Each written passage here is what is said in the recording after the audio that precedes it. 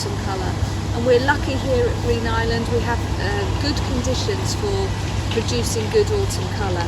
Acid soil, nice sunny sheltered spots, ideal for growing this sort of tree, which is a liquidambar. Liquidambar styraciflua, which is the most common type of sweetgum being the common name for it.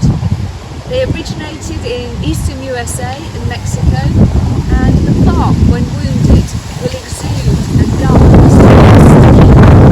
which is used for perfumes and adhesives and things like that. In my opinion, liquidambars are one of the very best trees for autumn colour, purely because they start colouring so early.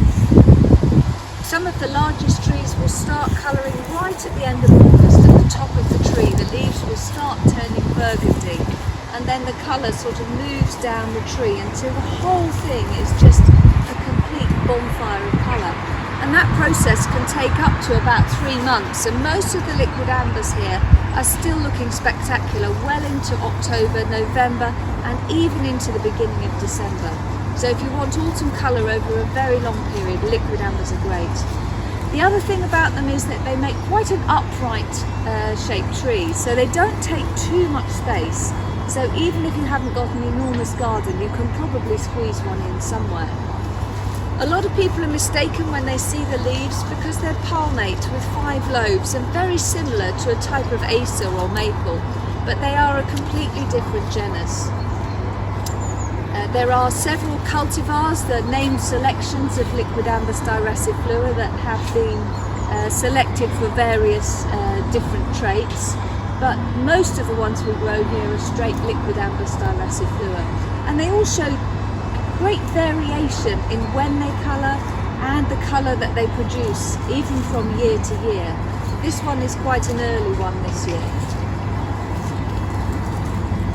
This is actually the oldest liquidambar we've got in the garden. I planted it in 1997, and I treated myself at the time to a fairly large specimen at what was great expense for me, because I didn't want to put a tiny little stick in what was going to be one of my main focal points in my new garden. You can see that it hasn't grown nearly as big as the one planted several years later, and that for me demonstrates what a false economy it is to buy large specimen trees. Much better to plant small and be patient and wait. For me, if you grow a tree in a container for too long, I liken it to a parent putting a child in shoes that are too small for the child and letting the feet grow while they're cramped into tiny shoes. Those early formative years are so important for the tree.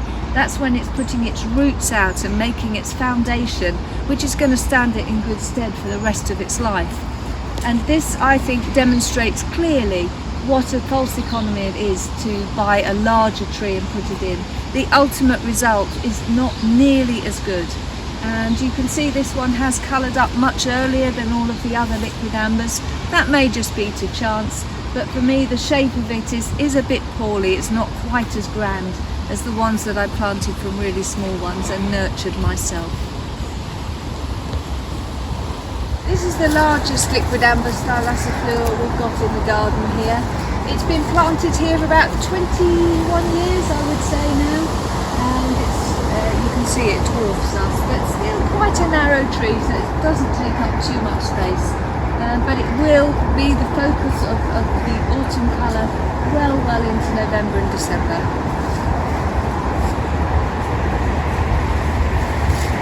This is one of my favourite cultivars of Liquidambar styraciflua. It's called Waterston. Waterston is a place close to my heart because I played a lot of golf in my early golfing days there, but it is also a fine selection. It colours beautifully, but the best thing about it is it's more resilient to frost than some of the other cultivars. The leaves are really slightly more divided than straight styraciflua, but look at the colour on it.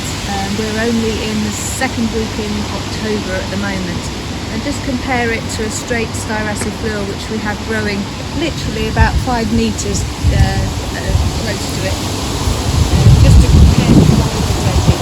So we'll have a nice succession of colour. This one tilts its leaves, the straight styraciflora will take over from it. This is another kind of liquidambar, Liquidambar Formosana, and this one originates from China, but like its American cousin, makes a beautiful shaped tree and colours right from the top. You can see the leaves turning burgundy already, and it will gradually bring the colour all the way down to the bottom.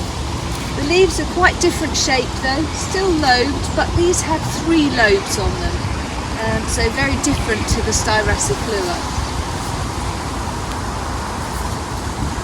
But nevertheless, a beautiful tree.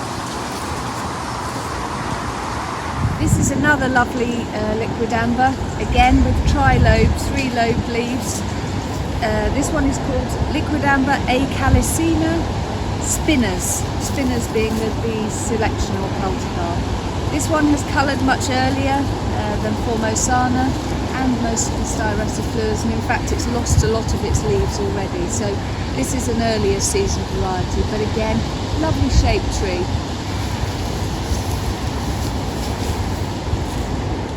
This is another liquidambar, curious shaped one. It's called Liquidambar styraciflora Gumball, and it's propagated by grafting a selected form onto a stem, a clear stem of a liquidambar, usually on a clear stem of up to about 2 meters. But this particular one that we've got is much lower than that.